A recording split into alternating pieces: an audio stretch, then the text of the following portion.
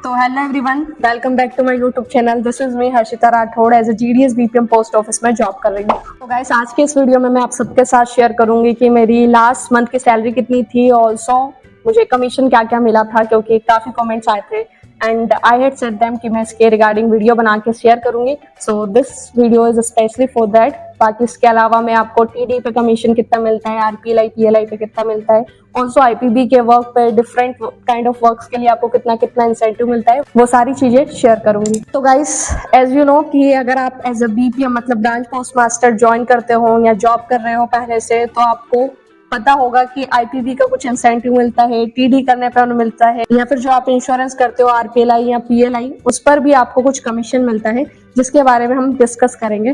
बाकी at the end of this video में आपको अपनी सैलरी और मुझे लास्ट मंथ कितना इंसेंटिव मिला था टीडी का या फिर पीएलआई आरपीएलआई जो भी है या आईपीबी का, वो सब चीजें शेयर करूंगी। सो अगर आप जीडीएस जॉब करना चाहते हो, जैसे अभी रिक्रूटमेंट हो रही है, तो आपको आइडिया हो जाएगा प्रॉपर कि आप सैलरी के अलावा अगर आपके वहाँ कस्टमर बेस अच्छा है, लोग इंश्योरेंस वगैरह करवाते हैं, या फिर लाइक आईपीबी का काम बेटर हो रहा है, देन आपको काफी बेनिफिट हो। तो गाइस, जैसे कि अभी मैंने बताया, उससे आपको आइडिया लग गया होगा कि बीपीएम जो होते हैं उन्हें 3 चीजों के लिए मेनली इंसेंटिव मिलता है। तो गाइस, सबसे पहले हम जान लेते हैं कि आप अपने ब्रांच ऑफिस एरिया में किसी भी कस्टमर की टीडी करते हो, डेट इज टाइम डिपॉजिट, या जिसे अदर लैंग्वेज में हम एफडी भी बोल सकते हैं, जिसमें कुछ अमाउंट कस्टमर एक बार में लाइक इन्वेस्ट करते हैं और उस पे उनको रिटर्न्स मिलता है। जितने भी साल के लिए वो करवाते हैं टीडी, तो उसके हिसाब से उन्हें इंटरेस्ट मिलता है, तो उस पर आपको कितना कमीशन मिलता है। So let's understand that. जब भी कोई ब्रांच पोस्ट मास्टर बीपीएम जो होते हैं वो अपने ब्रांच ऑफिस एरिया के किसी भी कस्टमर की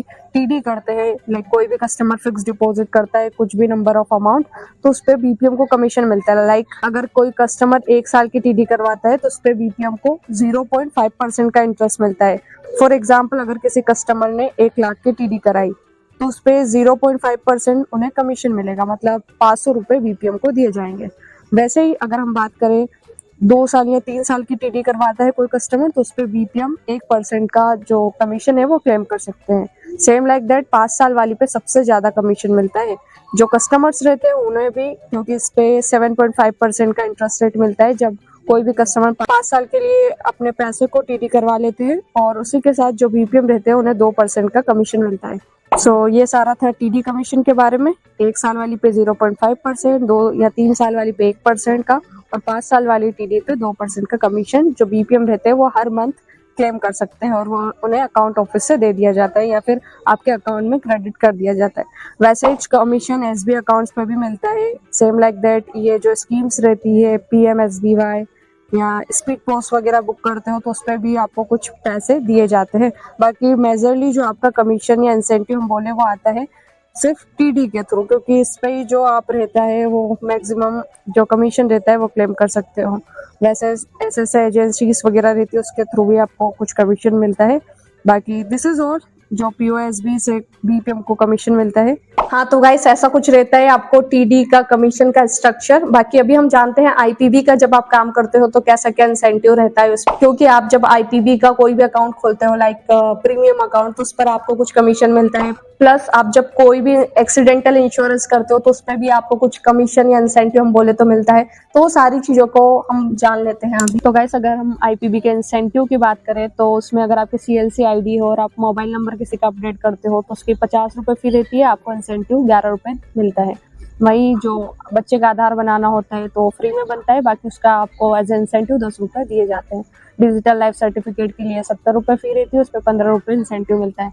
तो ऐसे काफी सारी चीजों के लिए आपको कुछ कुछ इंसेंटिव दिया जाता है। And specially as we know कि अभी काफी सारी एक्सीडेंटल इंश्योरेंस पॉलिसीज हो रही है, लाइक टाटा की, बजाज, नीवा, बोपा एंड द लाइक। तो इस पे आपको किसी पे 23-25 मतलब 30 रुपए अप्रोक्स मान के चलिए, इतना इंसेंटिव मिलता है। प्लस जब भी आप किसी कस्टमर का आईपीबी का जो प्रीमियम अकाउंट्स वगैरह रहते हैं वेरियस काइंड ऑफ, तो उस पे आपको कुछ कुछ इंसेंटिव ऐसे दिए जाते हैं। होम लोन, पर्सनल लोन भी अगर करवाते हो उस पे भी आपको कुछ इंसेंटिव वगैरह मिलते हैं। तो गाइस, ऐसा कुछ रहता है आईपीबी का जो भी आप वर्क करते हो उस पे इंसेंटिव स्ट्रक्चर। बाकी जिन भी बीओ में ज्यादा आईपीबी वर्क होता है, लाइक काफी कस्टमर्स के अकाउंट पहले से खुले नहीं होते आईपीबी एंड ऑल, तो जैसे ही आप नए नए ज्वाइन करते हो देन डेफिनेटली आपके पास मतलब ज्यादा इंसेंटिव अर्न करने का चांसेस रहेगा।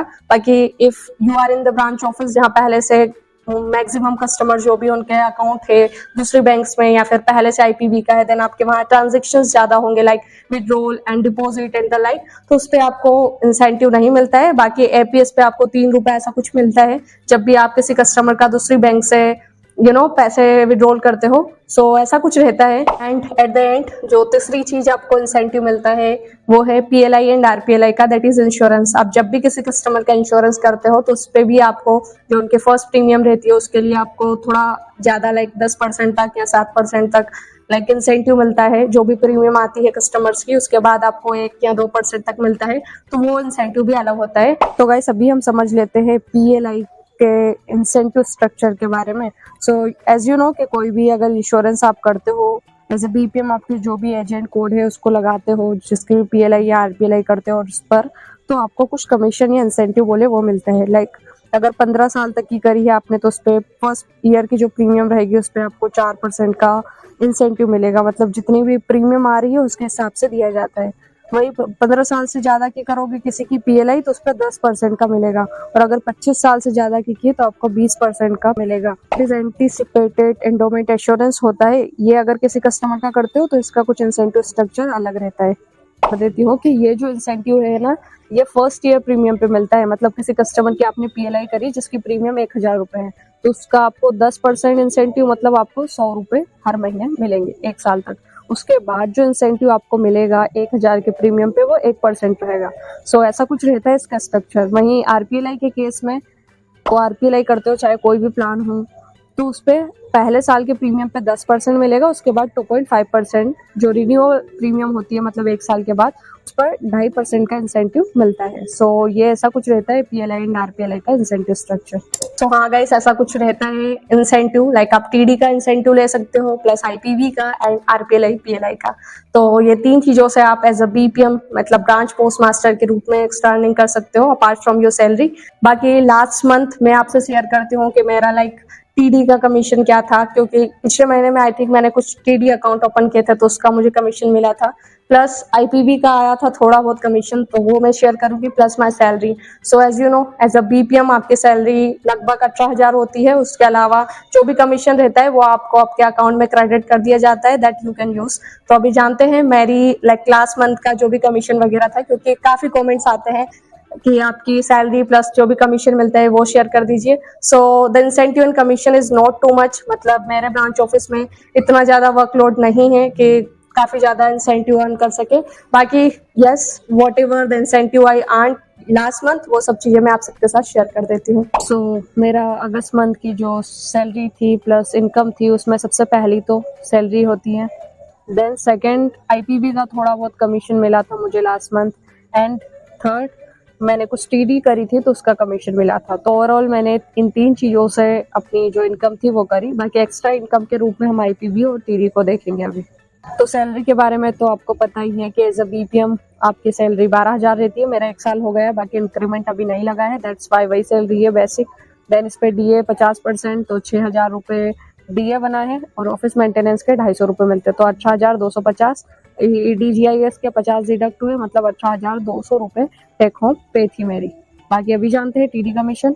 हम बात करें तो ये देख सकते हो मैंने ये अकाउंट ऑफिस से क्लेम करके लिया है अगस्त में। मैंने और मेरा ब्रांच ऑफिस का नाम इधर लिखा, जो भी कस्टमर्स थे उनका जो जो अमाउंट की टीडी करी थी वो, और जैसे 1 साल वाली करी थी तो उस पर 0.5% कमीशन मिला, और वैसे ही जो 5 साल की करी थी उस पर 2% मिला। तो 50,000 की 2% मुझे 1,000 रुपये 2 टीडी अकाउंट पे मिले, वहीं 50-50 रुपए 4 अकाउंट पे मिले। तो ओवरऑल जो मेरा इंसेंटिव बना था वो था 2,200 रुपए एज अ टीडी कमीशन। तो गाइस अभी हमने सैलरी देख ली और प्लस जो टीडी का कमीशन था मेरा लास्ट मंथ का वो देखा।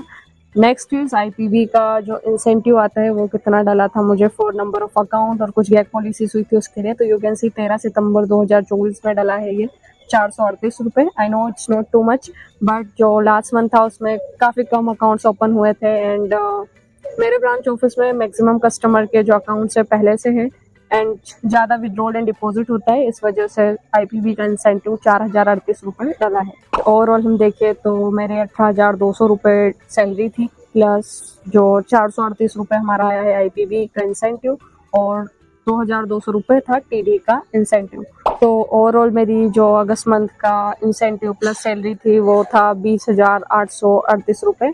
इसी के साथ कुछ PLI RPLI मैंने करके रखी थी, उसका भी कुछ डला है, जो कि SB अकाउंट होता है उसमें क्रेडिट होता है, उसके भी आई थिंक 200 रुपये होंगे। सो ऐसे करके 21,000 रुपये अप्रोक्स सैलरी बन जाती है। सो यस, ऐसा कुछ रहता है सैलरी प्लस जो भी इंसेंटिव्स वगैरह रहते हैं वो। आई होप इस वीडियो से आपको प्रॉपर आइडिया लग गया होगा कि कैसे क्या आप इनकम कर सकते हो, कितना क्या कमीशन मिलता है TD में, IPB के वेरियस जो भी काम रहते हो उसमें। बाकी this video I hope so कि इन्फॉर्मेटिव और हेल्पफुल रहा होगा आपके लिए। ऐसे ही वीडियोस के लिए अगर अभी तक चैनल को सब्सक्राइब नहीं किया हो तो प्लीज़ सब्सक्राइब करके वीडियो को लाइक ज़रूर करके जाना, और नेक्स्ट वीडियो किस टॉपिक पे चाहिए कमेंट बॉक्स में बताना। सो गाइस, ऐसा कुछ था मेरी लास्ट मंथ की सैलरी। बाकी आई होप इस वीडियो से आपको काफ़ी आइडिया लग गया होगा कि कैसे क्या आप एक्स्ट्रा अर्निंग कर सकते हो और एज ए BPM आप कितना अर्न कर सकते हो। बाकी this is all for this video.